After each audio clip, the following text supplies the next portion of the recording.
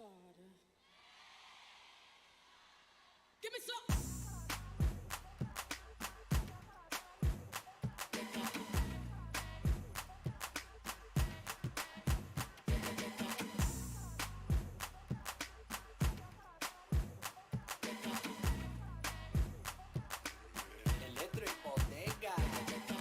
See me up in the club with 50, 11 girls. Posted in the back, got my things in my grill. Brooklyn brim with my eyes sitting low. Every boy in here with me got that smoke. And every girl in here gotta look me up and down. All on Instagram, cake by the pound. Circulate the image every time I come around. Please don't tell me how I'm looking, babe. What this all for? You just walk my way. Tell me how it's looking, babe. Just tell me how it's looking, babe. Do this all for you, baby. Just take a stand. Tell me how it's looking, babe. Tell me how it's looking, babe. Drop the bass, man. About to drop the bass, man. Drop the bass, man. About to drop the bass, man. Drop the bass, man. About to drop the bass, man. Drop the bass, man. Say all on his mouth like liquor, like liquor, like liquor. Say all on his mouth like liquor, like liquor, like liquor. Drop the bass, man. The bass get lower. Radio say speed it up. I just go slower. I just go slower. I just go slower. Radio say speed it up. I just go slower. Why you think you keep my name rolling off the tongue? 'Cause when you wanna smash, I just write another one. I sneezed on the beat and the beat got sicker. Say all on his mouth like liquor. Say all on his mouth like liquor. Say all on his mouth like liquor. Say all on his mouth like liquor. Like liquor, like liquor. Say all on his mouth like liquor. Say all on his mouth like liquor. Say all on his mouth like liquor. Like liquor, like. Give me some. Drop the bass, man. About to drop the bass, man. Podcasting moment. We are letting this Beyonce rock out, and then we're gonna have this awesome conversation so we can get to the wine. Hey! You got the wine on deck. Keep going. Drop the bass, man. About to drop the bass, man. Drop the bass, man. Say all on his mouth like liquor. Like liquor, like liquor. Say all on his mouth like liquor. Like liquor, like liquor.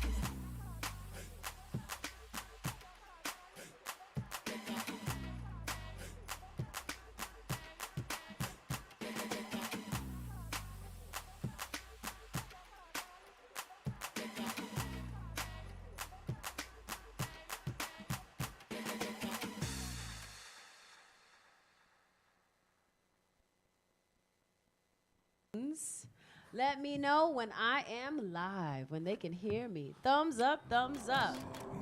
All right.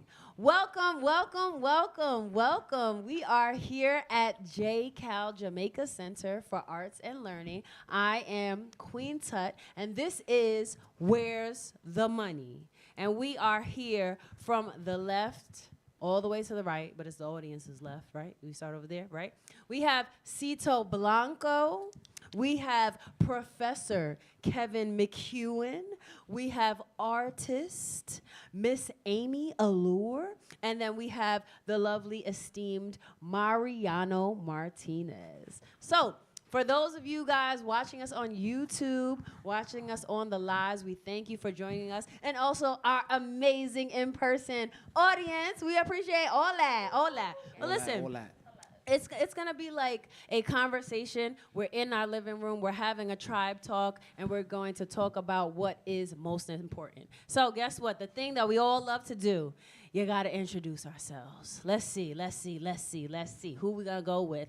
All right, we're gonna go from the first person who was late all the way. No, I'm just kidding. Who would like to go first? Cito, farthest out, Mr. Bronx. Tell us a little bit about yourselves. Tell us why are you here? Why did Queen Tut pick you to be here? Tell us all the awesome, amazing thing that you've done. Cito Blanco, poet, host, actor from the Bronx, the one and only Bronx. Wear it on my chest every single day.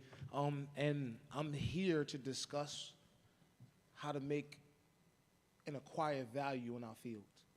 because, you know, it's not simply just about the bottom line or about the dollars, even though we need those. Artists should get paid, and we should pay the artists. Put in your budgets, put in your funding.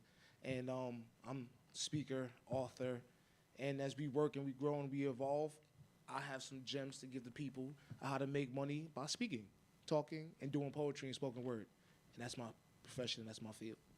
And guess what? I have his book at home. His book is 99 cents. That's the title. It's not $1, but it's not $1. It's 98 cents, or it's 98 cents because it's 98 cents because you get your 2 cents back. There you go. Hey yo, hey yo, hey yo. Yes.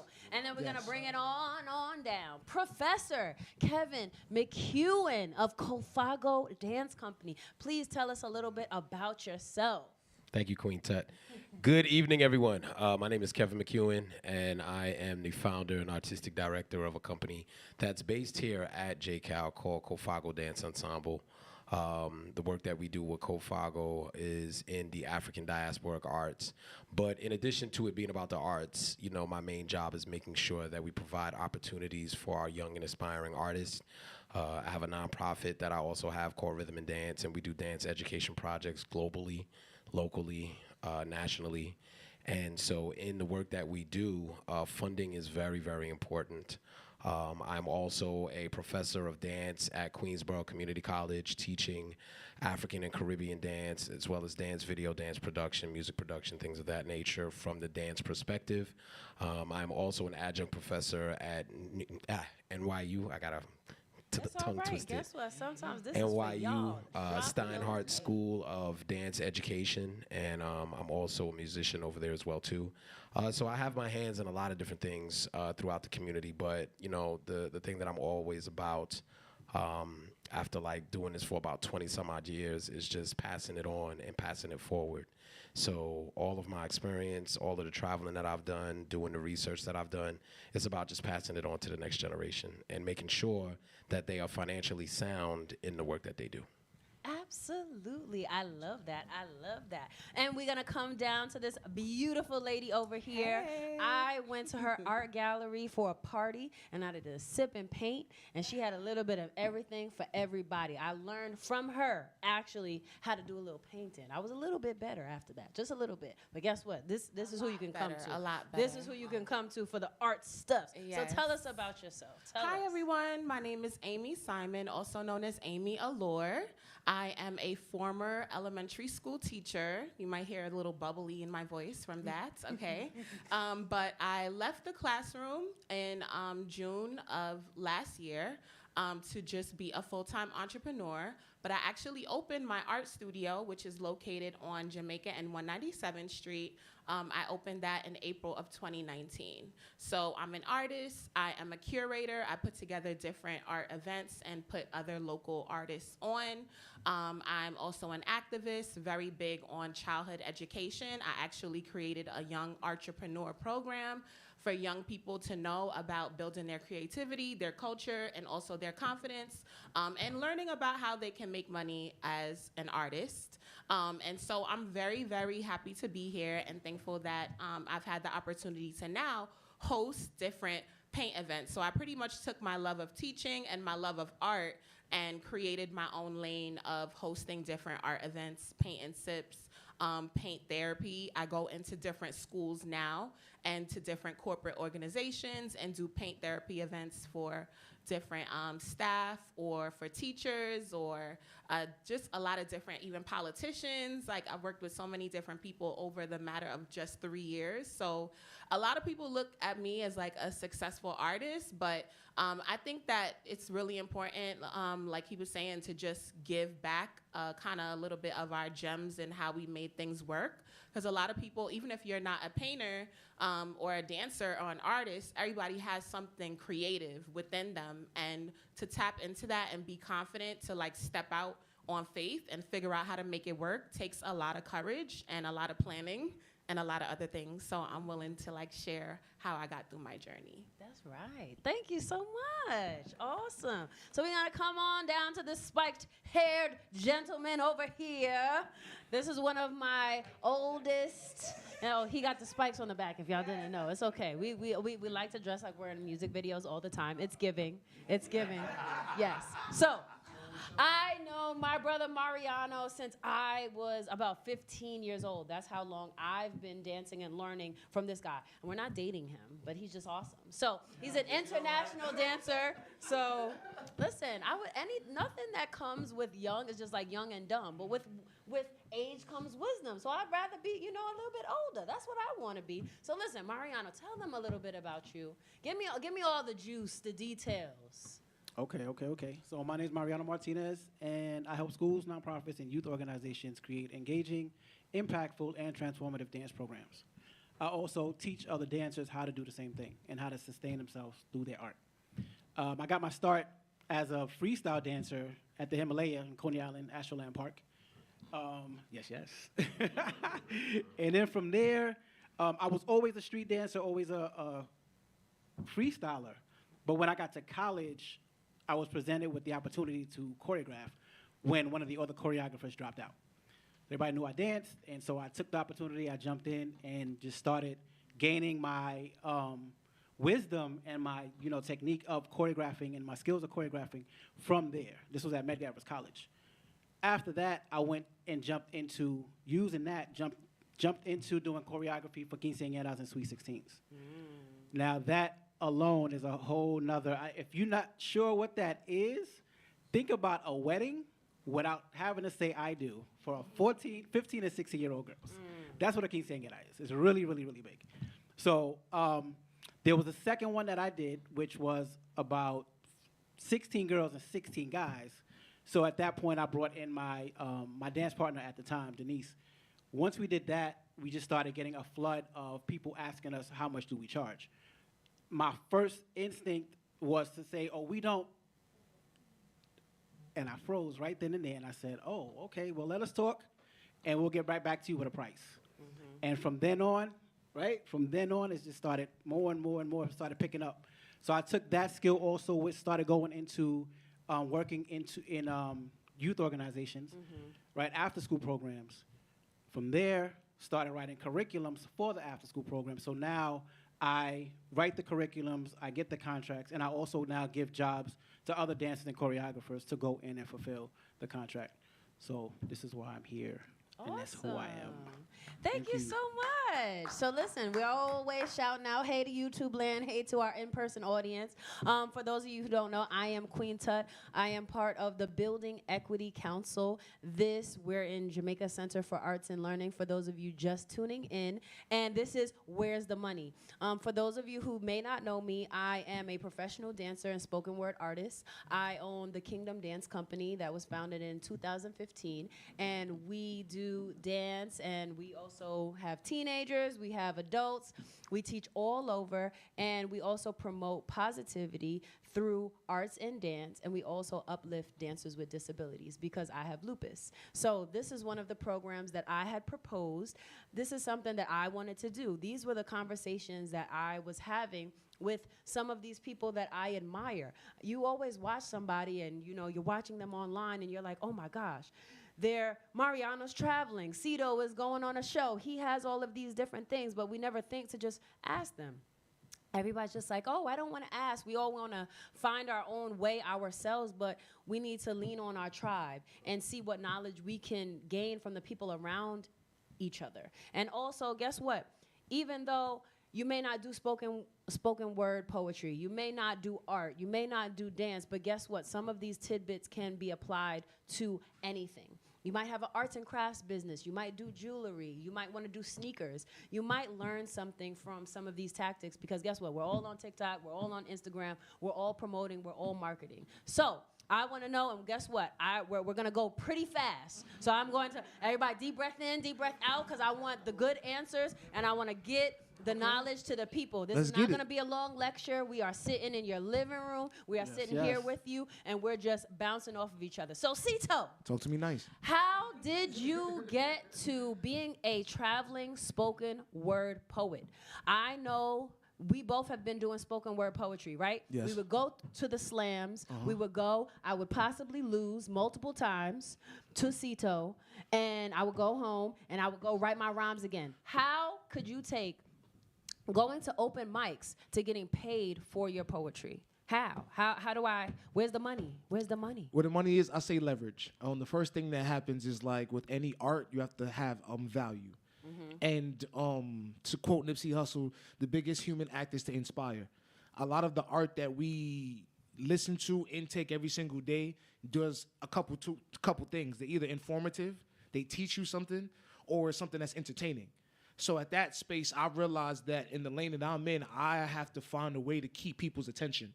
Right now, everybody's in a space for everybody's attention, from our phones to what you listen to right now, to things you have to do with your family members. So to me, I realized that my art, my presence, has to have the leverage to have people that wants to show up and give me their attention. Then, now, once I know I have attention, I can leverage that into ticket sales or leverage that into like selling merch or doing different shows. So the biggest thing to me is getting good enough to leverage your talent for attention, and then you leverage your attention for money. So let's tie it in. I'm gonna throw it back and forth. We're gonna see how. Guess what? I have written no cue cards. I've been talking to these people, so you're getting the raw right here. So you mentioned merchandise. Yes. So I know from Cito and also from Mariano, you guys got shirts. You guys got books. Cito is an author. So Cito, Mariano, can you tell me something about from a dance perspective and also a poetry perspective? You would go to your shows. You would sell your merchandise. How did that even come about? How do I start? Where do I even begin? You know, I have a T-shirt. Do I just draw on it? Like, what did you guys do? How did you get the money? Tell me. Don't be shy. Come on. To be honest, to me at first, naturally, I'm a clothes person. I like clothes. So really and truly, I was already into fashion. I was already into fashion, but naturally, when you're at a show, you should be doing market research, in my opinion. Like we was talking about a lot of the day, you got to see where the money is in the room. Like naturally, okay, people are gonna buy food, people buy drinks. Sometimes people are gonna buy something from you that they're never going to use. Like I could sit back and say, like, I've sold thousands of books, literally. And there's certain people that have never opened the book. I know they wanted a souvenir to go home with to remember that night. And I can't be upset with that. I gotta understand that sometimes whatever shirt you purchase, it might be a souvenir. Somebody might sleep in it. They may not actually go outside and wear it. Some people may go outside their favorite day and wear it. So I had to just understand that at first. People are coming to my show and they loved it and they wanted to go home with something. So I started with just having to provide them something to go home with. Then as time goes on, as people start to wear my stuff, I'm like, okay, oh, you wear that on Wednesday. You wear this on a Friday. What makes that a Friday shirt instead of a Wednesday shirt? What about that started? So I naturally, and I speak to my customers. I want to understand, why do you wear, or why did you buy it? Like, it doesn't hurt to ask somebody, like, what made you buy it? Was it a me thing or was it a product thing? Because now I want to leverage it. Because if it's just a me thing, then I need to understand that, okay, if it's a product thing, then that means that if I'm not here, I can sell this. One of the biggest things I have to learn, if I'm not at my table, certain things doesn't sell. Okay. So it might be a personal brand versus the actual product itself. So I had to kind of understand that. Awesome. Yeah. It's interesting that he says that because I found myself, just really quick, I found myself having to allow like my dance interns and stuff like that to like take the front line so that the people don't always want me to do it. You know, even when I can get a client or you know, get a school, but it's like the expectancy of me to do it. It's like, no, the company exists and we all teach exactly the same way. So you're still gonna get quality, right? Now, as far as the merch, for me, I always loved fashion. I was always into fashion. I always loved fashion shows, all that stuff like that. There's a lot of ideas and things that I wanted to do as a child. But, you know, parents sometimes are like, they hold on to you because they're scared to let you go, right? But so for me, it was like I was doing fashion shows in school, and then so it was a matter of put your own stuff out there. I always had phrases. I always had things that came out of my mouth that people were like, oh, you should put that on the shirt. So I'm like, okay, you know, and I started that way. And just along with the logo itself with J Dove Productions. Oh, look at that Merch. yes, look at that merch. JDoveApparel.com. JDoveApparel.com. If you want to support, give us a chance. So the other part of it is, like Cito says, sometimes people just want to support you. Sometimes people just want something to remember you by, or they want to hold on to the feeling that you gave them when they came to see you. You know, so this is where the merch came from. And so it's just this one alone. The other aspect of it is, for me, like I was saying yesterday on the live, I'm a billionaire, but because it's it's because I'm empowering the lives of 1 billion youth. I'm using dance as a tool to empower the lives of 1 billion youth. This one specifically is our Zimbabwe logo. So we have now dancers in Zimbabwe rocking this logo, and we also have them as being affiliates also on our merch. So they get paid as well. So And they get gotta make empowered. it. Jump Yes. in. So it's Yes. yeah. So these are the things that I'm sorry to cut you. Playing So double dutch. this is where the merch came from. So this logo is gonna be in every color, in every nation, in every city. It's just everywhere. It has to empower the world. Awesome. I also have merch. I don't wear it every day, but because I'm just doing other stuff. But for those of you who are artists, or that if you have like some type of image or word or something that you'd like to get on maybe a T-shirt or even like on a bag or on pillows, I've used Printify. If anybody's looking, Printify. So a Resource. Yes, print-on-demand sites are different ones that you can look into if you're just starting out and you just don't have the means or like the factory to make your own things. They offer a lot of different products, and you can actually just upload your design and then they will show it on different products. So I have my art on tote bags and makeup pouches, even a shower curtain like I have in my house with my own art. So you can try that, or even Printful, that's another one. But I would just say research some different print on demand. So what happens is when you if you have like a link for people to go to purchase, then it will go to whatever is the supplier that's gonna make the shirt or make the product for you and ship it out for you. So you're pretty much just making a design and putting it on your site, but then they do the work, but then they take a cut of whatever's the base price for the product. So if a mug is $5, you can upsell it for $20 with your image on it, and then you get whatever is the profit. So you want to set your profit margins. You can like make it look nice on your site, but that's just a little tip for people that's looking for merchandise to start out. Awesome. Thank Listen, you. that print on And demand guess what? is We the went truth. from in-person selling to Amy giving you a tidbit on how you can do it to where you may not have the space in your house, and you may not have, the liquid stamps that you want to send out. Or you don't want to sit on that much inventory. I think Yes. like it's a different That game part- right that's now. major. Yeah, like That's major. You think about maybe like, hey, I want to get 5 shirts, and you'll have them in your house, and that's all you'll do. And Yeah. maybe a You don't wanna- pandemic will happen, right? And everybody will be sitting at home, and you won't be tabling as often. So it's definitely something to think about. So let's throw it. We going fast. We going with the fast with the Real bull. quick, Go ahead, I let's think go. that whole thing about the payment on demand and products on demand is really critical, because COVID did change everything, Yes. right? Definitely And did. so, if you could imagine a dance company that's used to performing in front of people, we're Talk used about to performing in front of our community, and we can't do that no more. That was one of the first things that we did. We put up a site, cofagogear.com, and if we can't be in front of each other, get some of our merchandise, wear it in your living room, get on a Zoom class with us, and wear your merch. So those are all things that are really, really crucial from an entrepreneurial perspective, and it's good to see that everybody here is in alignment. Awesome. Guess what? We turning the gears. You ready? Got to. It's So essential. we're gonna jump into education. So we Turn have it up. 2 educators. Well, we're all educators here, but we have Professor Kevin McEwen, Yes. and then guess what? We also have Amy, and then we also have Mariano. A lot of some of these artists are in schools. They are vendors. So guess what? We're gonna get down to the nitty gritty. Where's the money, Kevin? Where's the money? Listen. He runs a very successful show me the money. at the end of the year, Kwanzaa celebration, which is Yes. here in Queens. So you can come out and check Shows out next some week, of the actually. the most awesome children and adult dancers, and also live music. He's a musician as well of the culture. So Kevin, from an educator, someone who is Yes. a professor in college, right? Yes. You're making money there. To Yes. someone who is bringing it outside and into our homes and taking some of the youth and the adults. Where's the money, Kevin? So listen, you have to. There's just a system to make money here in New York City, and you have to think about it in 3 different levels. You have local, which is the city.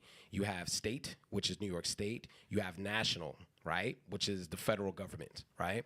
In order for you to make money and to set yourself up, you have to make sure that you have your organization set up.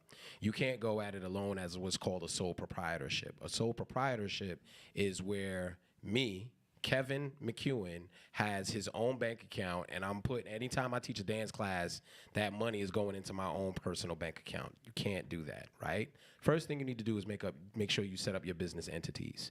Find yourself a good accountant. 9 times out of 10, you can go online and do it yourself. You don't even need an accountant. There's websites out there that you can it'll take you through the whole process. What I did is that not only did I start my own for-profit business, I started a nonprofit business. At the same time? No, it wasn't at the same time. The thing that happened was that the nonprofit used to be a for-profit. Like my organization, Rhythm and Dance, the way that I started it, and this was back in like 2004, like I used to I worked with a lot of artists because I used to live in D.C., and these artists didn't have money to put up a website. So what we did is that we put up a site, and you can find all of these artist profiles, and you can book them through our site. So right? you had a management site first. Yes. Got And it. so what ended up happening is that as more and more people started seeing these artists, we actually got an opportunity to go to Haiti. And when we went to Haiti, that changed everything. Right. It was like, it was back in 2011. I had one of my peoples who was Haitian.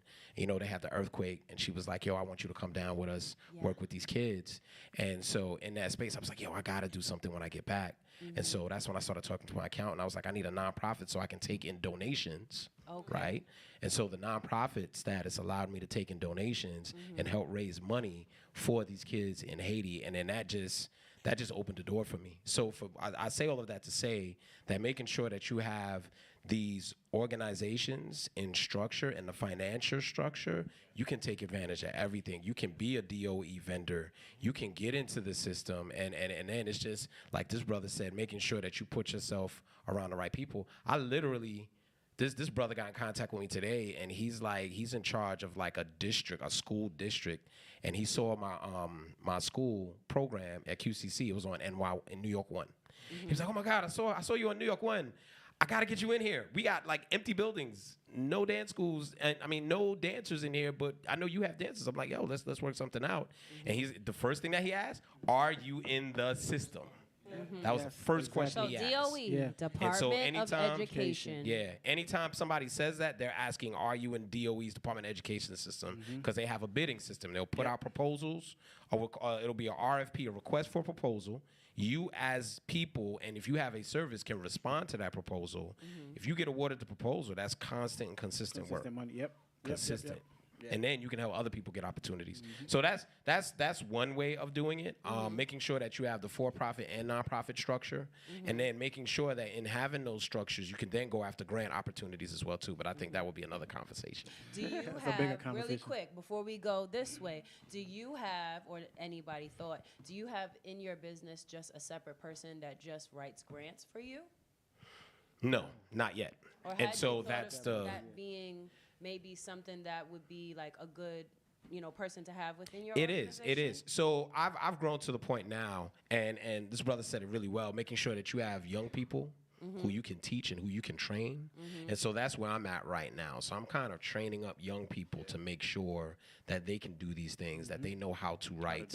One of the things that I see as a professor is that when kids come into a school, there's often a disconnect between what it is that they're in school for and what it is that they want to do after school, right? And so if you are coming to school because you want to learn how to dance, Right. and you're used to doing dance on TikTok and you're used to doing dances on YouTube as challenges, Right. how do you give these young people a foundation so that not only do they know how to dance, but they know how to build their own website, they know how to take their own pictures, they know how to build their own portfolios, because all of that stuff is a part of being a dance, but you don't necessarily learn that within the school curriculum. Right. You feel me? So Even learning how to take their ideas and create, and then put that choreography onto other bodies and showcase it. yes. Even that, yeah.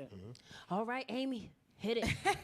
Guess what? I ain't forgetting about you. Don't worry. No, I was going to say, in terms of getting into schools, one thing you want to make sure is that you create, after you have your business entity, all that good stuff, you want to make sure that you create a valuable curriculum of some sort that different schools need. You have to figure out what is something that schools are lacking. Right now, a lot of schools have shut down like just the art classes, the different art classes, right? So what I decided, I thought about my time as a teacher. I loved read-alouds. And I also recognized that when I was growing up, I could not really name an artist of color who I knew who was even a modern day artist. We all knew just Picasso and Van Gogh.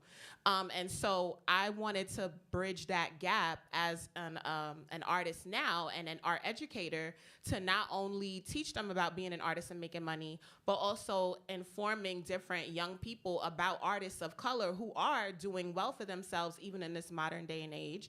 And I also connected it to like different diverse books that I really love, like picture books. So I have made my curriculum of thinking about these awesome books, then introducing the kids to different artists, and then I came up with a curriculum of what I could pitch to different schools. So if you have an idea, you want to make sure you have something, and I would say start with the brochure. Get on Canva, have a brochure that outlines like the name of your program, what you can do, why is it beneficial for kids. And then also I wanted to say about the DOE, like the DOE vendorship is really awesome to get into. Getting paid with the DOE takes some time. So I Guess tend what? They give me to the go. tidbits. I'm just being real. I love the Very. DOE. That is where the money is, but just know you got to make sure that you've like set aside other funds because it may not come for a while.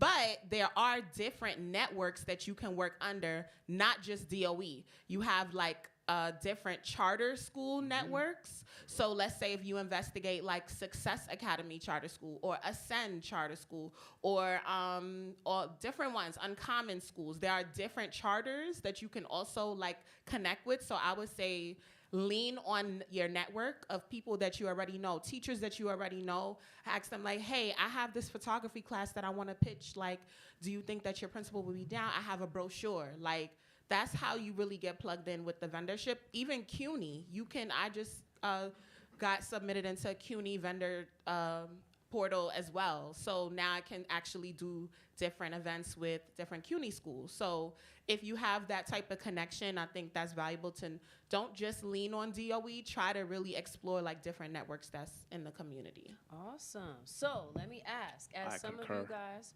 who are vendors, is it all three of you? 1, 2, 3, everybody? I got that, You're Jen, too. all of you Oh, yeah, I guys don't play are with that. You vendors. got- So you need that. Are you guys the ones who are going into the school and teaching the classes, or are you training other artists to do those weekly classes? I train other artists to do the weekly classes. I go in, but I am like considering training, but it's like a baby. It's kind of like You're still I'm still breastfeeding. fresh in it. Yeah. I have no time to be in a school teaching. I love the babies, but it's more so of a network of people that we pull from. I have this thing called the Cofago Dance Network. So like what we do, even though I might have dancers that might have worked with me like 4 or 5 years ago, and they might not necessarily work in the immediate company, Right. but you know, it's a situation where I can reach out to that network and be like, hey, I need somebody to teach this class. Hey, I need a drummer. Hey, I need this, I need that. So for me, it's not only about building up the young ones that are already a part of what it is that we're doing, but also making sure that extended network can work together in a cooperative manner. So if I need a Caribbean dancer, I know several Caribbean dancers that I can go to. You know what I mean? So that's how we all work together. Cito, Oh no, because I'm doing it, I'm teaching it. you're teaching it? I'm teaching it right now because Is I'm it trying. a brand new thing for you, or you've been doing it? I've been teaching writing workshops. Like I work with the New York Public Library. And also the NFL. He's been Okay, the working with NFL, this TED NFL. Talk. Like I've worked with these people, and it's a language. And I think the toughest part about it, because you were talking about earlier about like, I was that kid that I know how to be successful outside of the structure, but I didn't know how to necessarily translate it to the structure. Right. And so many times people have it, you have something, but you don't know how to explain a lesson plan, a curriculum. Right. You break down what you need in a budget. Like, and those are the things that it's not as difficult, it's just the workshopping it out. So I think right where I'm at right now is that I understand what I could provide. I'm just trying to continuously understand the language. So once I've mastered it, then I can necessarily teach it to the next person, and then eventually it can take care of itself while I do other things. So you guys, Amy and Cito, you're in like a workshopping phase. You're Yes, kind of still seeing tryna- how you want to teach within the schools, working it out, working the kinks. Because guess what? You got these kids. Oh yeah, yeah. These kids, they will challenge you. And guess what? Sometimes it's not even about the art that you're bringing. Sometimes they want to tell you about their day and what happened at home and what Auntie And how and they TT feel. did. So let's also put aside that time for the other things that are outside of the arts that we're teaching the youth, the kids, the teenagers, the high schoolers. Sometimes I've taught autistic, emotionally challenged children. So how do you guys handle these challenges? And also, Mariano, you work with 15-year-olds and 16-year-olds. That's your niche, quinceañeras and sweet 16. So for the whole panel, you can start over here. How do you deal with those challenges? You were hired to do something. You were hired to go into school, and then you are met with, we ain't gonna say problem, but we're gonna say a challenging situation or a moment. How were you able to, finesse that? Because you don't want to get fired, because this is where's the money, not where the money is not. Or Okay? lose that contract. You don't want to get fired. You want to lose that contract. But those things, those challenges are actually like the best for me because they allow me to grow. I love me it. a I love it. I love it when a professor or a teacher tells me, well, you might have an issue with that child because that's the problematic one. Bring me that problematic one. Let's have some fun. Because it's really not that, for me, and what I find, it's really not that they're problematic. It's that they're actually advanced and they're bored. Yep. That's what it is. Yep. They're advanced and they're bored. Right. So now it's like, okay, I need you to, can you catch this step? Yes, I got it. Okay, you got this step? Okay, good. All right, I need you to stand right next to me. Now I'm gonna need you to assist me, right? And once I have them assisting me and I can have the other ones, even break them off and be like, okay, I need you to take these 3 or these 4 and run the routine. Don't worry, because I'm gonna be right next to you in case you need me. I'm right next to you, but I need you to watch them and kind of workshop the steps in the routine with them while I workshop the routine with the other students over here. So this student now has responsibility. That's right. You gave them a role. That's they right. feel important. That's they right. feel empowered. That's and right. I'm Mariano's favorite. I'm up here with all my energy, and I'm out here teaching y'all. There you go. So that's redirecting the energy, right? Yeah, you No, it's redirect right. It it. works, That's exactly it. It works. That's exactly how it works. And even like I found with the quinceañeras and sweet 16s, and again with these populations and these groups, they're not really dancers. They are people who, let's say you're having a quinceañera and a sweet 16, and we're all your cousins, and we have to be in it. Right. Because Thea such and such said, you're going to be in that, and I told you you're going to be in it. And it's like, okay, now we may not want to dance, or we may not be dancers, but now for me, it's like, okay, let me see what your skill is.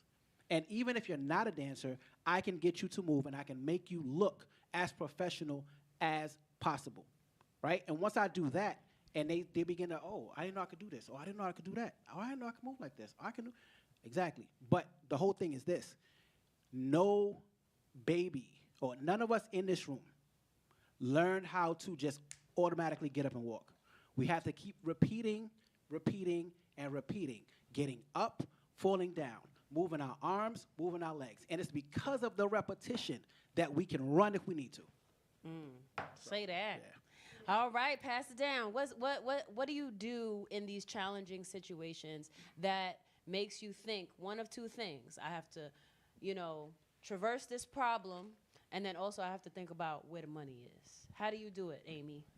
Well, I'm Queen Finesse, so you could throw me in the jungle, and I'm gonna figure out how to get from one side to the nether. But I'll say one big challenge is materials. Like, because I'm bringing all the materials to different schools and spaces, that's easels, paint, aprons, brushes, cups, making sure I have everything, that's always like a challenge for me. And sometimes I do go to different spaces that they don't want to pay for the materials from me. They want to have their own materials. And then it's like you get in the bottom of the barrel Amazon stuff that the brushes is coming apart. And now you expect me to have everybody look like they did a Basquiat. And it's like, okay, well, the materials are really important. But I would say you definitely want to be the person's hype man in whatever space that you're in, whether it's dance or whatever in art. It's really unique because, like how you're saying, not everybody's a dancer. I feel like everybody's an artist in some way, and they'll be like, I never painted before. I don't know how to do this. And I'm like, listen, just try. Next thing you know, their piece is like the best looking one at the end of the class. So what I try to do, set the tone, and we say, everybody say good vibes only. Can everybody say good vibes only? Good vibes only. And I'm like, listen, because if you talk negative, you hear somebody talking about their art, you got to tell them, oh, good vibes only. All right, so it's a constant reminder, because that's the challenging part for me. I don't like negativity in the art space, because it's like, it's not even, you're not getting paid for this. Like, well, I am, but they're not, right? So it's just like, just have fun. And so I always also go around to everybody, and even if their piece looks like it needs CPR, I will give them like one positive thing, like, oh, those trees, like, I like how you did the leaves. And they like, you just saying that. I'm like, no, it really looks good. But how about you try this with the sky, right? So trying to find like something to make them feel hyped, because what will bring challenges is when people feel like they're not being successful in whatever you're teaching. But when people feel like they're doing a good job and you just hype them up like, yeah, y'all look good. All right, this is great. Then, you know, it'll just bring positive energy. So you got to check yourself, because you create the weather in your own classroom and wherever you at. And my studio is my classroom. And if you throw me in somebody else's space, this is my space now. And we're going to have positive energy, or you out. You're not really out, but you need to relax. I like what she said. You create the weather in your own classroom. I think that's very, very important, because, you know, when we teach and when I teach a class, everything, my entire repertoire is based in traditional West African dance, right? And so when you're looking at African cultures tend to be very welcoming, right? And so in that space of being welcoming, there's a space in the village for everyone. Yes. Right? And so one of the things that I've seen at the college level, because I work at a community college, you will get students who might have a disability and it might not be diagnosed. Right. So in that particular situation, you can't send them to a resource office for them to use resources. So what do? You welcome them into the village, right? And so what I've learned is that by the end of the semester, there's actually a healing that goes on in that space, right? A healing in the sense that you are treating that person like everybody else. Right. And in that space, you give them responsibility and you make them accountable for how they show up. And so in that space, I have one student now.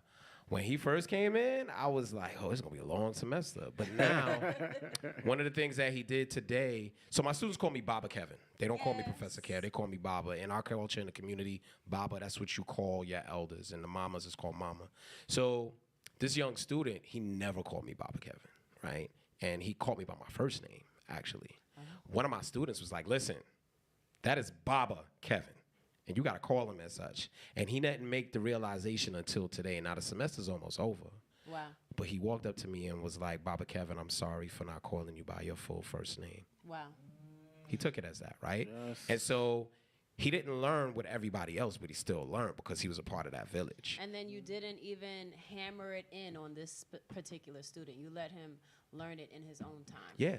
On his own time. And you have to make space, because I'm gonna tell you, there's a lot of pain going on out here. And I think that people are not acknowledging the pain that people are going through. We're looking at the inflation that our country is going through in the city. New York is not cheap. Everybody knows that. But in the challenges, there's not a lot of safe spaces for our young folk.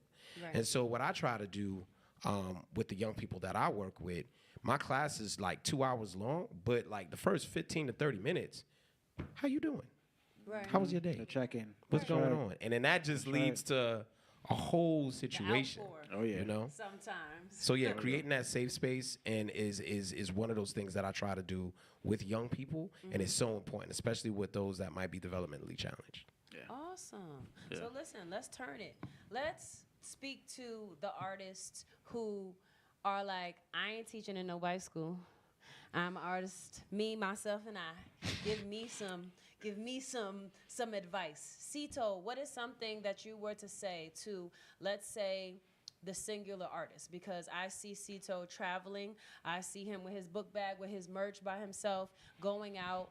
And we had prior conversations about what it takes to be a traveling artist. We think of spoken word artists. We think of a singer. We think of a rapper. Even sometimes, art. Miss Amy is going on a trip to go showcase, right? So give us some advice on how to get the money on the road. How did you get from writing in your home, your pen, your paper, to being on the road? How can I get that money? Where is it at? The biggest thing I would say is, like, how bad do you really want it? Ooh. I think everybody gets to a space where you realize talent is just not enough. Like, there are a lot of talented people, let alone in this world, but in this city.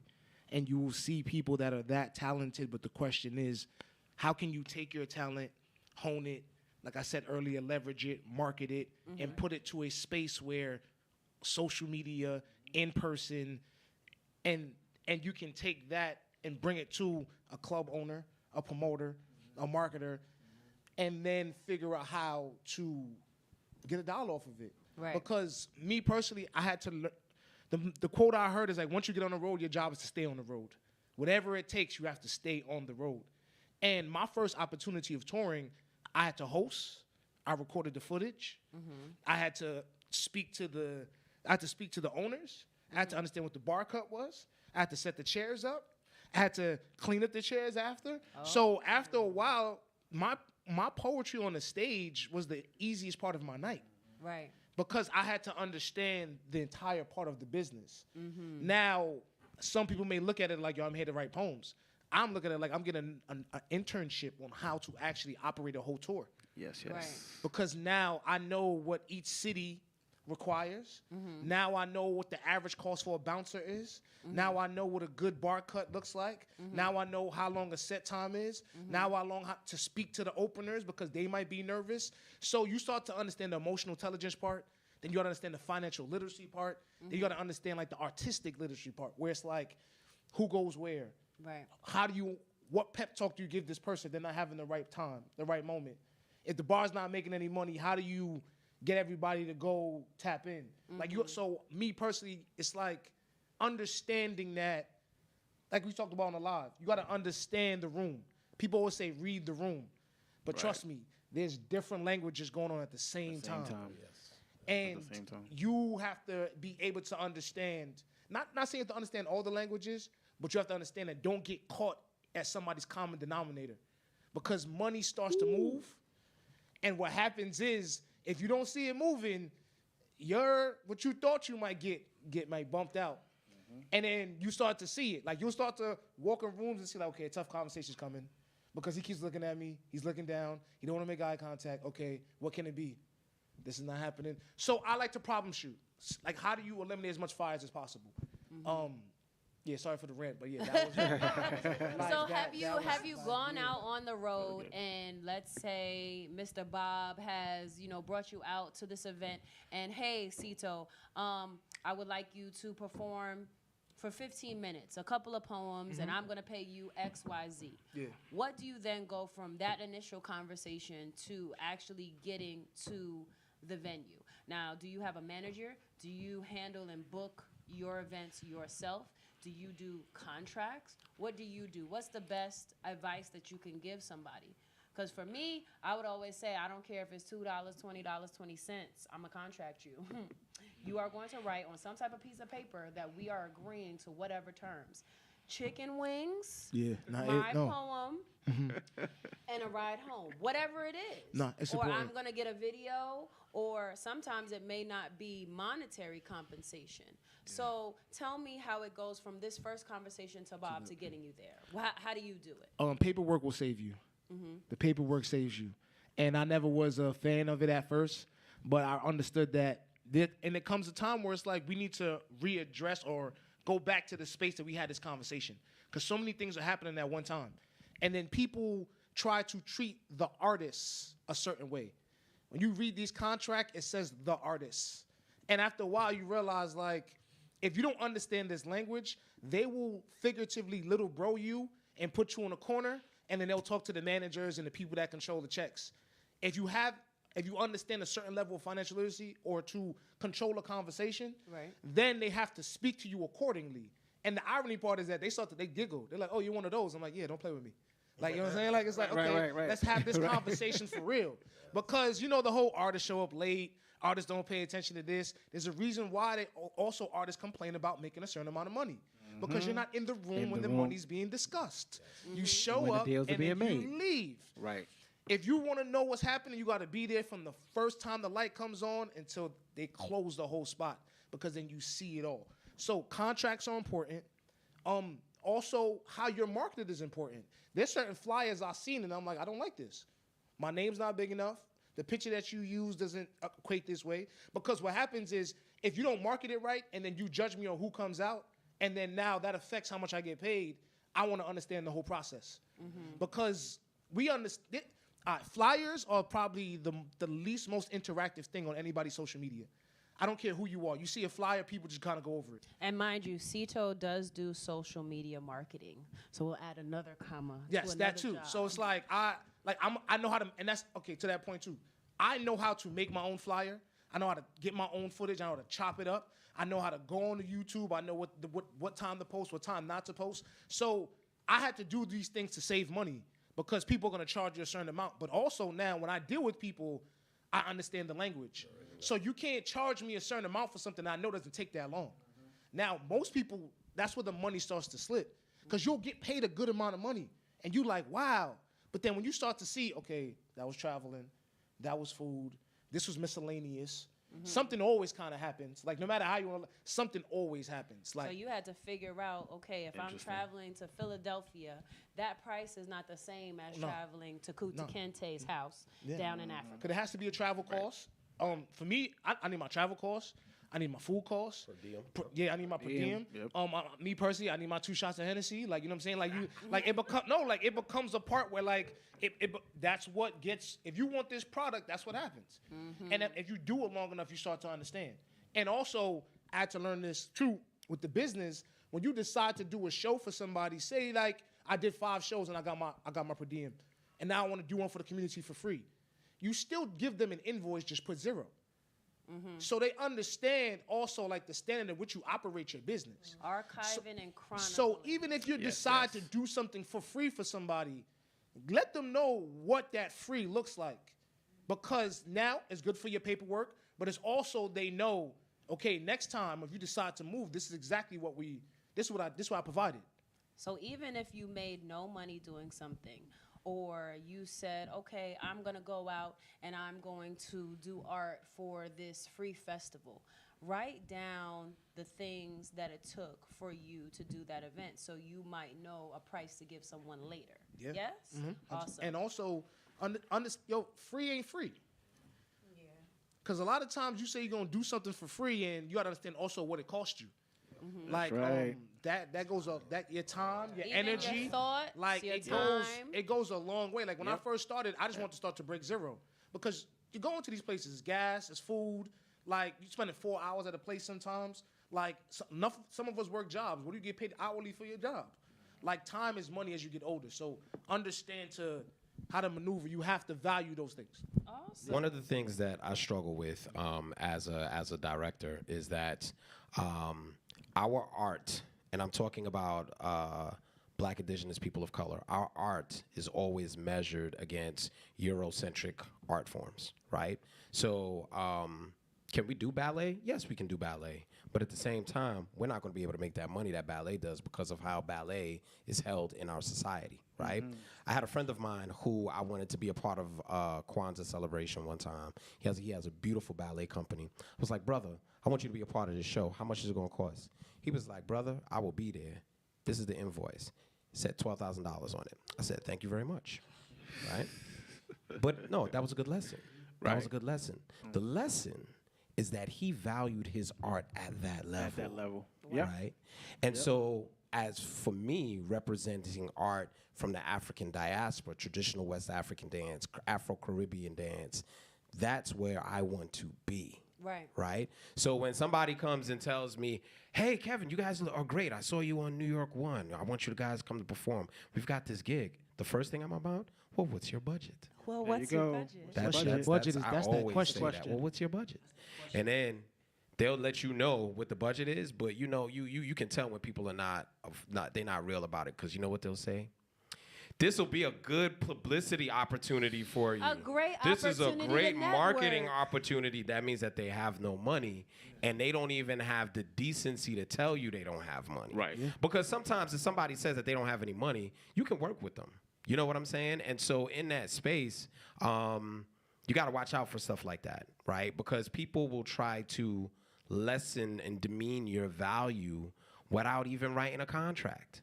Right? And so what it is that you have to have the supreme confidence. I think you were saying that too earlier. You got to have the supreme confidence in the product that you push out and the service that you provide to be able to go after the money that you deserve.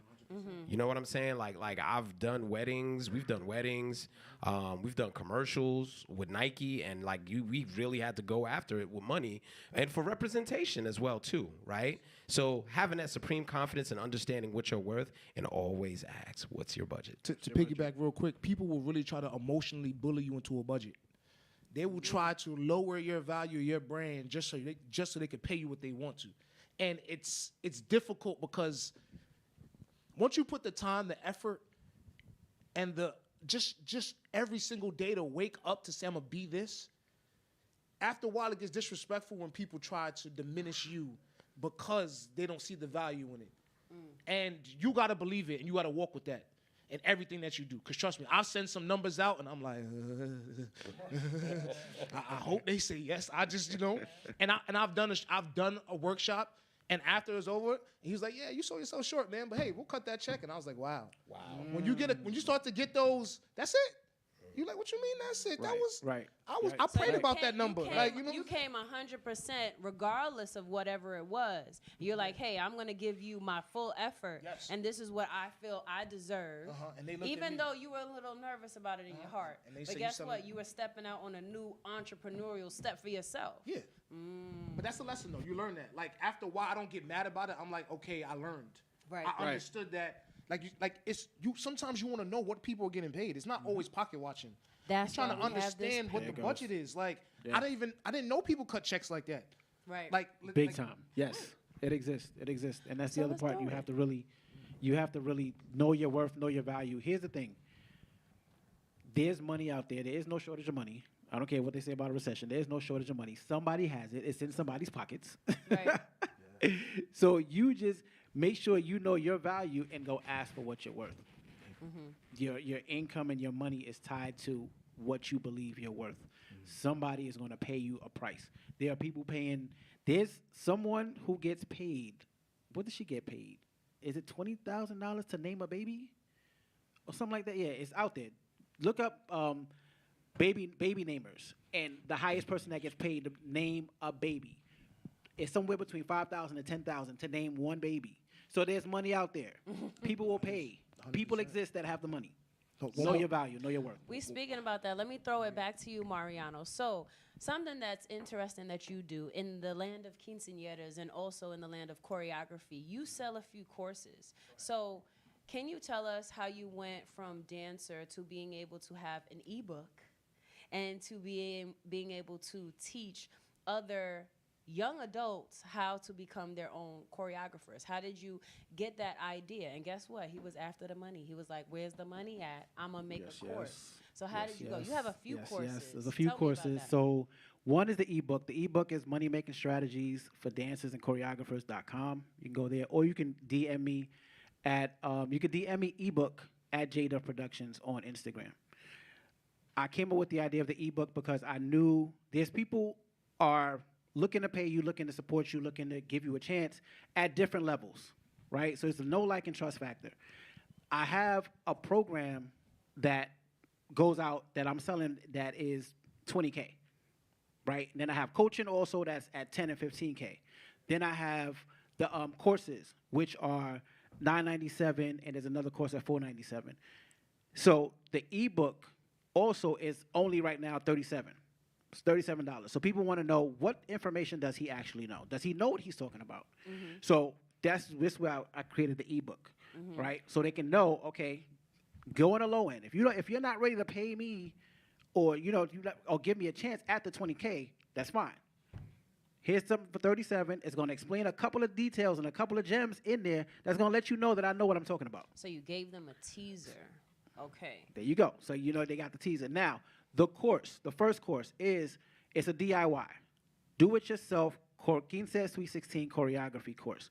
There are some females that cannot pay what the going rate is for a full-fledged choreographer, the rehearsals that it takes. Because, again, this is the way that I do it is I train the court. I train the court. I train the birthday girls, cousins, friends, whoever it is. It's a 12 to 16-week process. We meet once a week on a Saturday or a Sunday for 2 hours for 12 to 16 weeks. Wow. So I train them, right? Now, there's some that cannot pay what the price is and what the going rate is for that. However, they still want to keep singing and they still want a Sweet 16. So I created a course that teaches the females how to listen to music from a choreographic perspective, how to count, how to keep their court in line and in structure, how to pick the right people that's going to be in her court and who are not going to play around with what she's trying to do. And then once she has that skill, again, pick the information. And that also comes with coaching from me, right? So she got 12 weeks of coaching. Once they learn that, I made it to where my big umbrella is youth empowerment through dance. Right. How many different ways can I find to empower the youth using dance? Right. Once they learn how to do this, they now have an employable skill. They now can turn around and choreograph their cousin's Sweet 16, choreograph other people's Sweet 16s. Wow. Right, so they make their money that way. So now, if there's an issue with them having money or employment, now I just gave them an employable skill.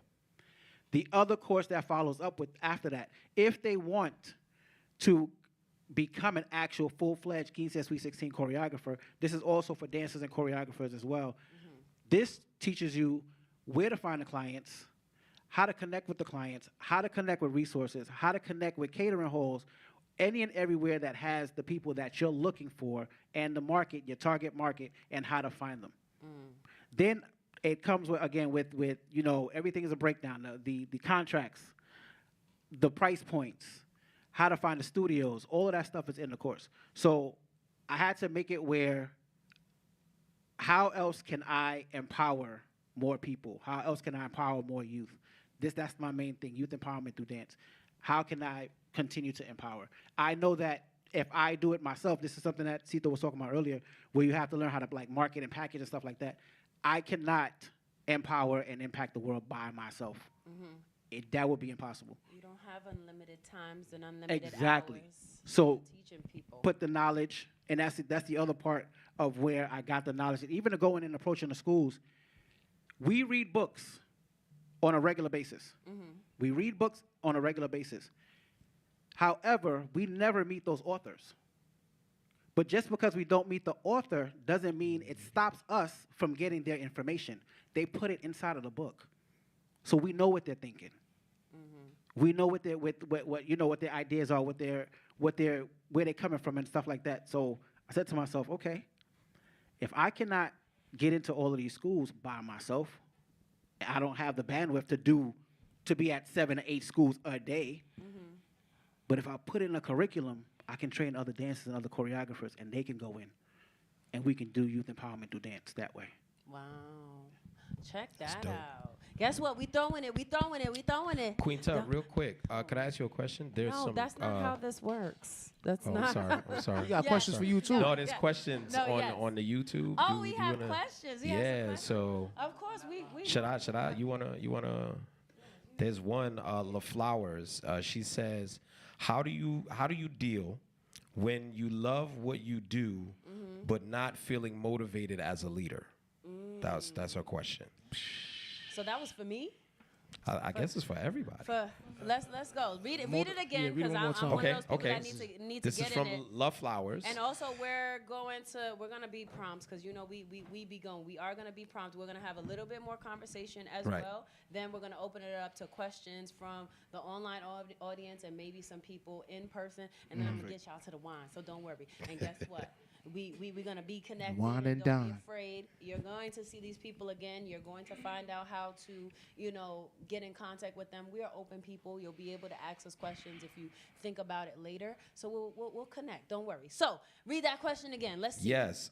How do you deal when you love what you do, Love what you do. but not feeling motivated as a leader? So I guess how do you motivate yourself, to do what needs to get done when you don't see yourself as being a leader? I feel like I'm going to throw it to Amy because Okay. within Yes. some of our exclusive content that will come out after this panel discussion, we have some awesome videos of some tips, some videos that you can take. They're not that long. They're not an hour long. I know we've been talking for a little bit, but we have some exclusive content that's going to come out on Jamaica Center for Arts and Learning, and these are videos that we help put together for some resources and some tips for any business structure. And these are things that these talented individuals wanted to share with you. Some of the websites they looked at, some of the things that they researched. So definitely we want to keep you enthralled. But Amy said something very touching in one of her interviews. She talked about what motivated her to keep going and how she stays grounded. And I think that connects straight to this question. Don't you like how I do that? Oh gosh, you're right. Connecting the dots. So yeah, hearing this question, it really stuck out to me because we could sit up here and tell y'all do this, do that, but everybody struggles with either their mental health, their confidence, with them feeling like a leader, being a natural introvert, but you have to be an extrovert, Right. going on social media. Like, there's a lot of pressures. And I know for me, I would say we were even talking on the live last night about really like grounding yourself in a mission statement, like writing out the purpose of why you're even doing this. Because if you're just doing this just for the money, it's gonna be a struggle if you really don't love what you do, or it's not connected to some type of a bigger impact that you're gonna see the fruits of your labor, even if the money's not there. Right. So you have to write out a mission statement. I was saying that even when I'm going and when I used to be teaching at different schools, the school itself has a mission statement. It has creed values, right? They tell you when you get hired, read our mission statement, highlight the parts that stick out to you, blah, blah, blah. If you're building a brand for yourself, you need to write out, okay, this is my mission. This is why I'm here. This is what God implanted in me. This is why I'm out here. Like, so anytime you have those moments, you can go back to your mission statement and be like, this is not about me. I'm literally on mission. So I have to keep on going. And I know for me, my faith is very big to me. And I think if you stay grounded in some type of connection with a higher power, you have a responsibility to make time for that. The same way you make time to go to the gym or you make time to cook, you need to make time to maybe write.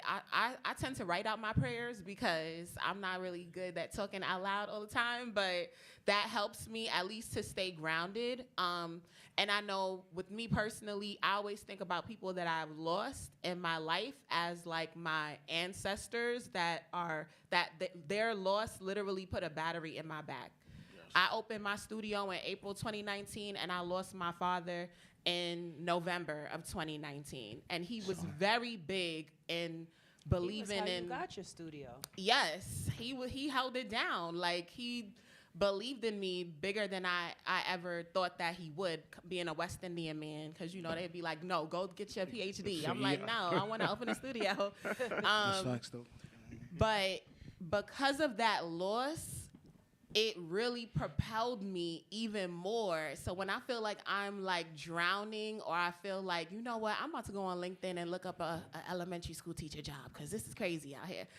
Then I'm like, I just think about all he sacrificed, and that really puts like this type of propel to me where I'm like, I can't stop.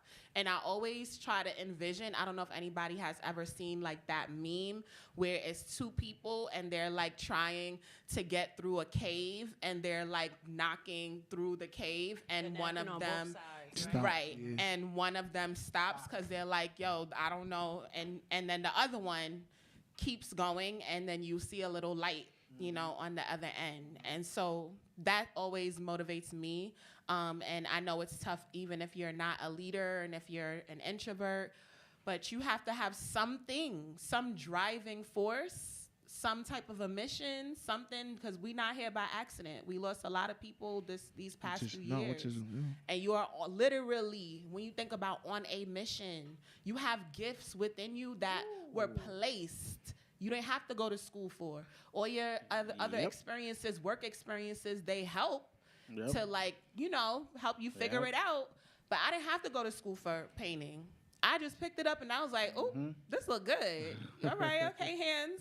So whatever you have, you gotta really market it, but be grounded in the fact that it should be impacting other people and inspiring other people to follow something that they really should be doing as well. Yeah, we're here to serve. Yeah. That's the reality, especially for me. We're here to serve. We're here to serve. A common thread between a lot. When I was creating this proposal and I was thinking there were so many, I was fortunate enough to know so many what I deem as successful artists, right? Who I wanted to learn from. I was like, let me bring some people here who I would love to pick their brain on what they're doing in their art form to make them successful. A lot of these people who are getting to the money are still giving back. They're getting to the money, but they're still keeping the spirit alive, whether it's in their communities, whether it's giving back to their culture. Mariano's in the Garifuna culture. Also, Kevin goes back to Africa, and he's also teaching about that. Amy is enriching the Jamaica community out here. Cito is always Dominica, shout out to Dominica, and baby Dominica. island, Dominica, where my family's Oh, from. yeah, the cultures. Dominica. So Cito is always repping the Bronx. I would drive up on the bridge to go and see him. But a lot of these things, right? You guys keep going, and I think you guys are some of the most resilient people that I know. They always give back. They always have a community service element to them. Even when they get paid, they're wondering how they can give a little bit extra. Everybody always likes something free, right? So they're thinking about what's an extra tidbit that I can give this client or give this person to show my appreciation for them even giving me the budget to do what I do. They're thinking outside of the box. And guess what? Not for anything, regardless of whatever your art form is, lean on your friends and talk to them and run these ideas by them. Hey, I used to run my business plans by Mariano all of the time. And we would just sit and we would talk like, hey, what do you think about this? What do you think about that? Especially through the pandemic. We were trying to figure out how could you dance online and do Zoom, sell merch? How could you do poetry online? How could you do art online? How could we finesse these challenges when things were getting closed down? So guess what? Speed round, right? I want to know, how did you get to the money during the pandemic? Because I know we've talked about the pandemic 100,000 times, right? But tell me very, very quickly, right? How did you get to the money during the pandemic? Let's see. Do it. First, okay. So for me, it was putting everything up online, opening up the classes, because we have a free dance class. We have a free dance academy class every Saturday, but we do it online, and we did take in donations. Also, I started pushing the merch more.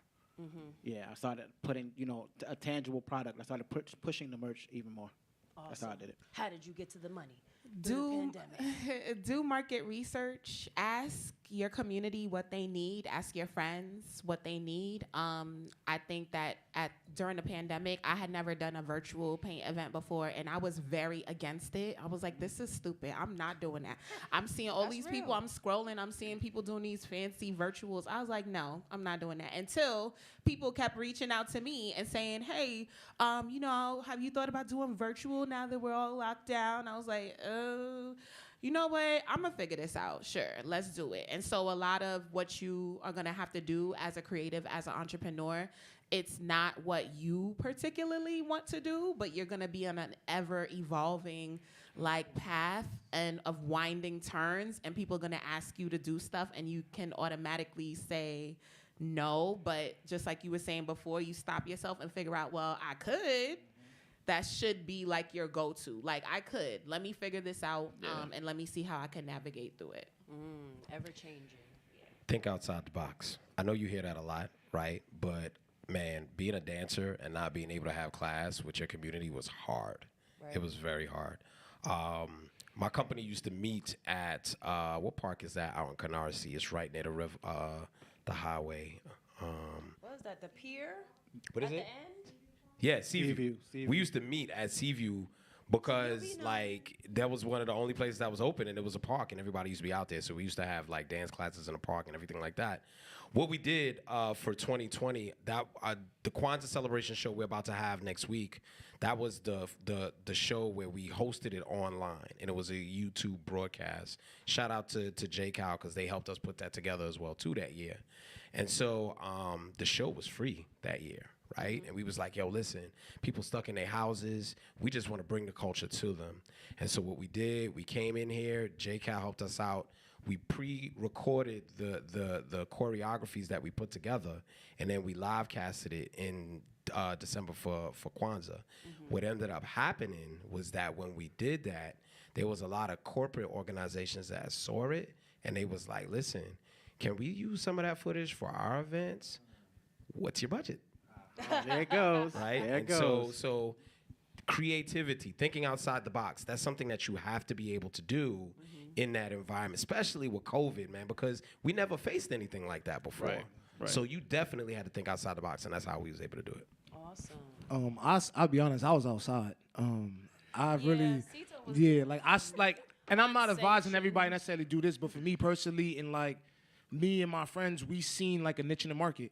We realized that everybody was inside, and there was these moments in pockets where flights were cheap, and different states had different rules, and we said, you know what? There ever was an opportunity to go somewhere else where Airbnbs are cheap, flights are cheap, and I could go to a city, just pull up, say I'm here, nothing's going on because everybody's online, and you're gonna get some in-person people. Like it was like a form of guerrilla marketing for me. Now, and were you nervous Yes. about doing that? Nah, I'm not. I'm gonna be honest. Like, You're just like, I got my Jesus on my side. We going. yeah, that too. But me personally, is after a certain period of time, it's like I was saying, it's like either you're gonna pray or you're gonna worry. You're not gonna do both. Yes. Wow. Yes, wow. yes. Wow. So, Bam, boom, yes. bam.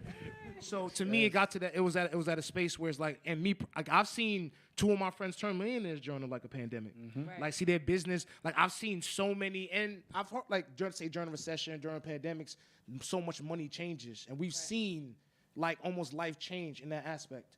So to me, it was one of those like you're taking a risk, but it's also like it's the changing of the guards right now. Right. Can you find a way to like put some foundation down so you can build on this while things are happening? Okay. So that was just, and document, you don't always got to create, just document. So many times I felt like I had to create a whole poem when I had to realize like maybe if I did a live about me struggling writing a poem, people loved it the same.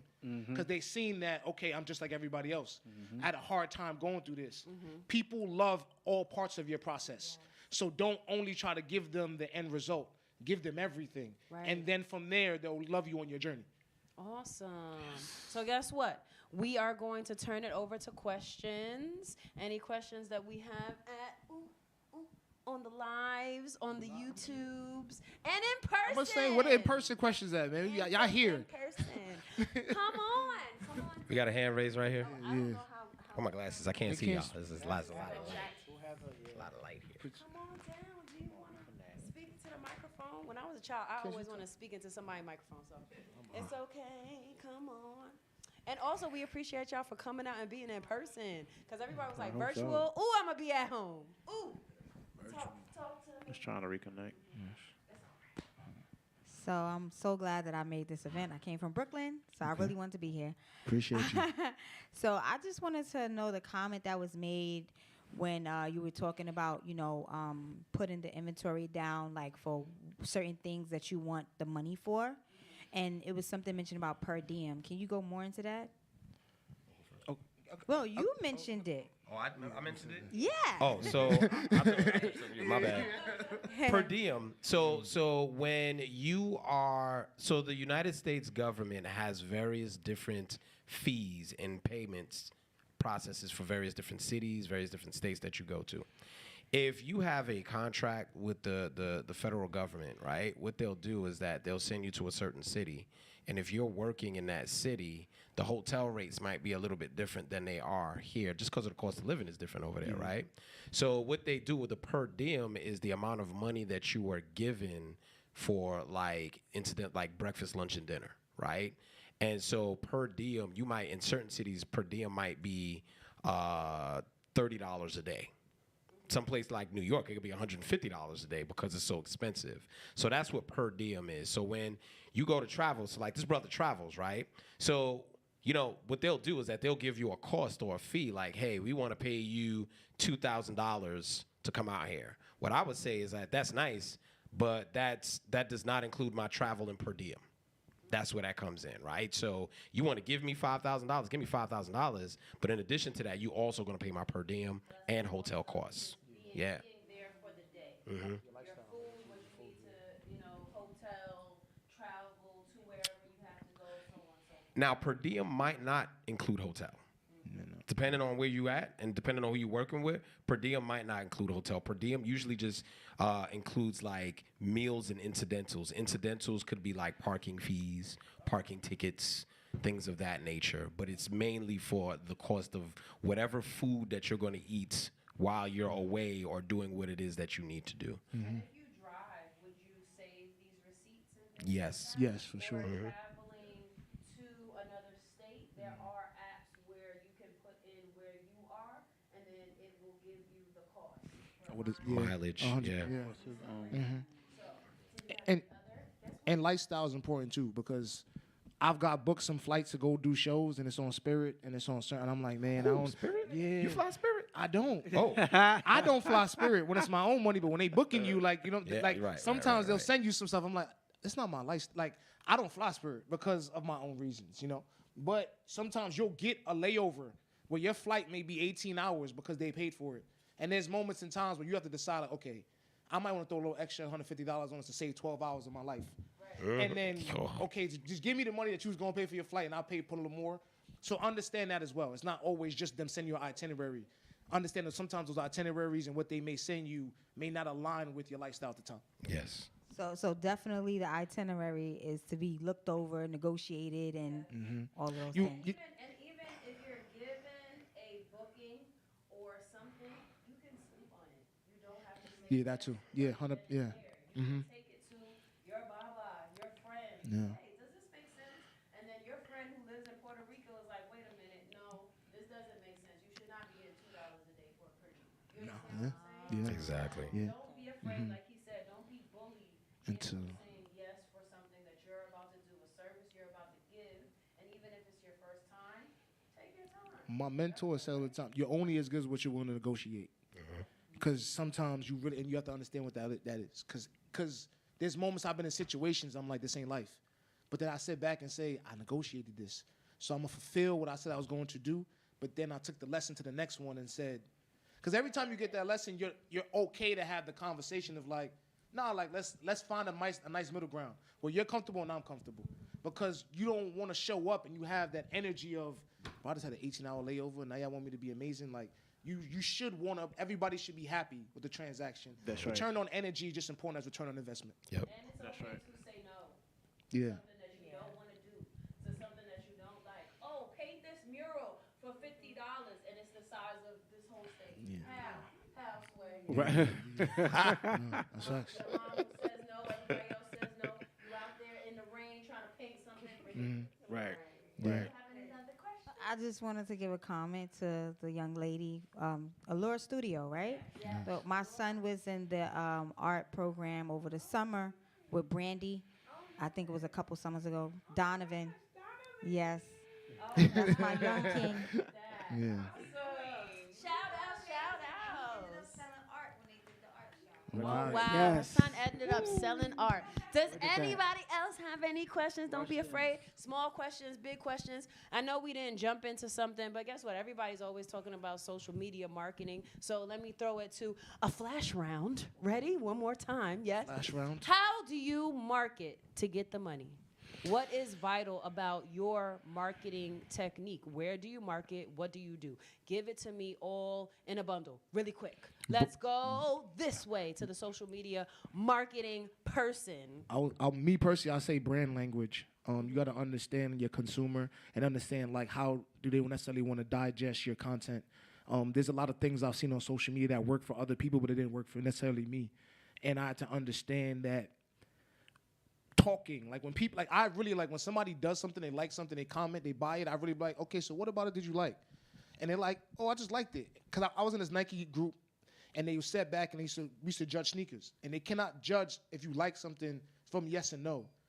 Either you like the color, you like the structure, you like the laces. Like, I need to know why. I think why is the most important. Because if I understand why, I can reverse engineer back to what I'm trying to do. But if I don't understand why my consumer or customer wants something or like it, then I can't necessarily get back to the source of what makes that person want to engage in it. So you had a lot of personal conversations with your fans and your followers. Yes, and I also studied. Like you have to be a part of the community as well. Like I seen what was working, and then you try, you take risk. This works, this doesn't, or the time also. Like social media is very tricky right now. Like you can really lose yourself on the sauce with the algorithms and trying to post at this time, and every social media has its own language. So you have to.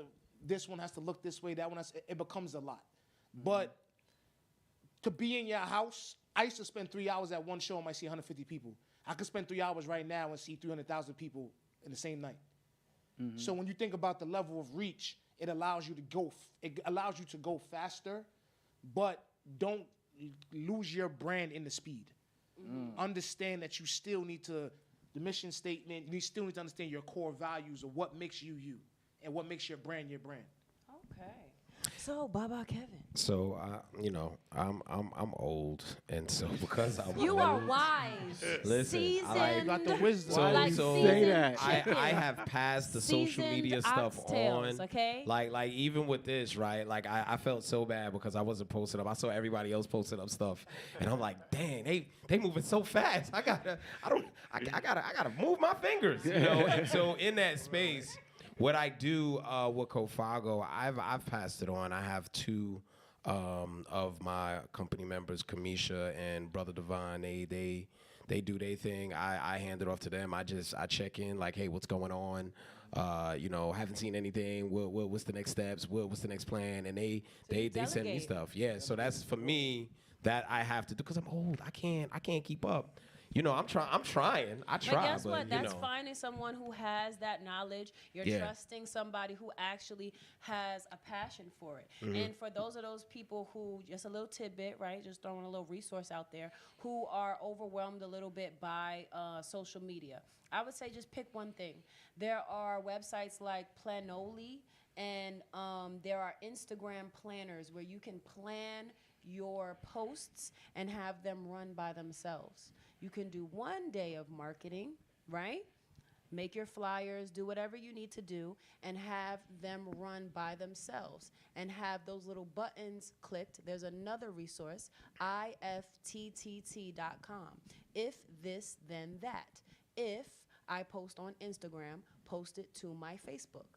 It connects your networks. And you don't have to have a website. So these are little tidbits that don't cost money. Sometimes you can pay for the upgraded versions, but if you are busy, if you are a professor, if you are an artist, if your art form takes a little bit more time, musicians are in the studio many, many hours, and you forget to post about an event, but you know that you have one in a month, you can go on Planoli and you can plan posting every single week. Or you can hire Cito and he can do your marketing strategy. So it's either delegate or figure out a way that works for you. Some of my dancers are, mothers. One of my dancers this summer danced our whole tour pregnant. She ain't have the time. But guess what? She did what she could. So therefore, you have to work with what works for you. And guess what? Not everybody has 5 hours to do social media posts and edit and stuff like that. Don't be mad if you can't learn every single thing in your niche. There's always time. Every time you wake up, hey, I have my list. Today, this week, I'm going to learn 3 things about Facebook while I'm taking a poo. I'm going to put the YouTube video on, and I'm going to listen to it. And even if you have to listen to it 3 times, whatever time it is you do have, you can use it for learning if you're not the reading books type. Okay? Just a little bit. So, Amy, how do you market? How do you market to get the money? Okay, so one thing, whatever event, well, I do events, so I do art events, right? So anything that you're doing, I would say you need to make sure you get footage. That's just a small tip. There's been a lot of times that I've done a party, did a paint party, and then I'm like, oh my God, I didn't even take one video of this whole thing, and this was so amazing.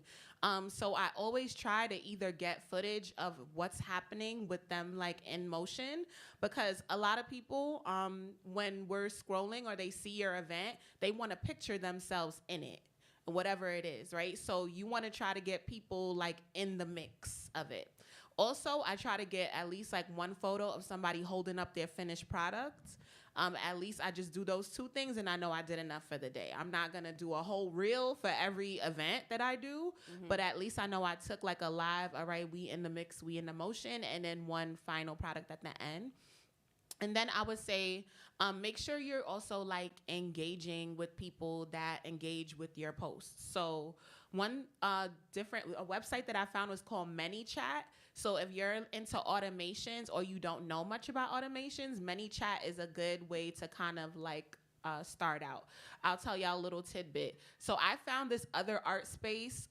It's called Unorthodox, and it was like in Brooklyn somewhere.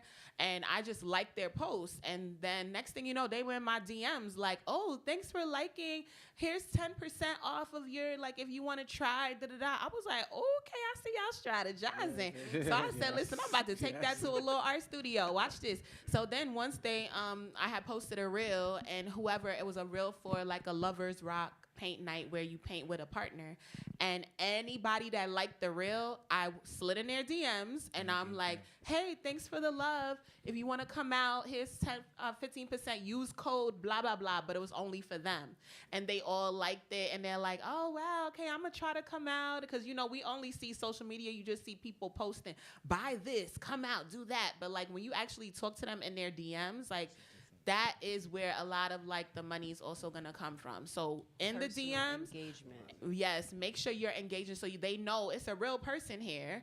But ManyChat, you can actually set up automation. So let's say you have a reel and you wanna post, like let's say you are doing art or you have a book or something and somebody likes it, you could set up a message like, hey, thanks for liking my post. Here's 10% off of my book, whatever. Use code blah, blah, blah, and it'll just do it for you if you don't want to copy paste everything. But make sure you're actually talking to these people that are like a part of your tribe, like they like your journey. If they're just liking it and you're not even commenting or sliding in their DMs, eventually they're gonna be like, I ain't saying nothing to them. She ain't saying nothing anyway. So Awesome. So Mariano, Yes, how do you yes. market? How do you get the money? Give me the Thank you, last thank you, thank tidbit you. of the talk, of the panel. Marketing. Definitely you want to get as much footage as possible. People used to think I was crazy back in the days when I recorded every rehearsal. I recorded almost all the conversations. I recorded little tidbits and stuff like that. Also tell I them still about have- that go ahead. dance challenge. Oh. Oh, to you that. forgot about I'ma that. get to that. Okay, get in. So, like, I recorded everything. I have footage going back to like 2001 on like mini. What was it? Mini 8s, those little cassettes. Oh, I wow. still got those. So the cassette, yes, the minis, wow. yes, I still have those. Oh, wow. So I have footage that I can chop up and repurpose. Everything is repurposed. You know what I'm saying? Everything is repurposable. There may be stuff that people think that you might think people saw and they didn't see it, and you can just put it out. Right. Right. So that's that part. Who has Instagram in here? Raise your hand. Yes. Raise your hand. Okay, do me a favor. Pull out your phones, please. Oh. Challenge. Yes. Challenge. Pull out your phones. He's Pull gonna out your give phones, you, real he's quick. gonna give you a little No. something. I'm gonna actually, because my sister here was talking about ManyChat. I'm gonna show y'all firsthand how it works. Pull out your phones.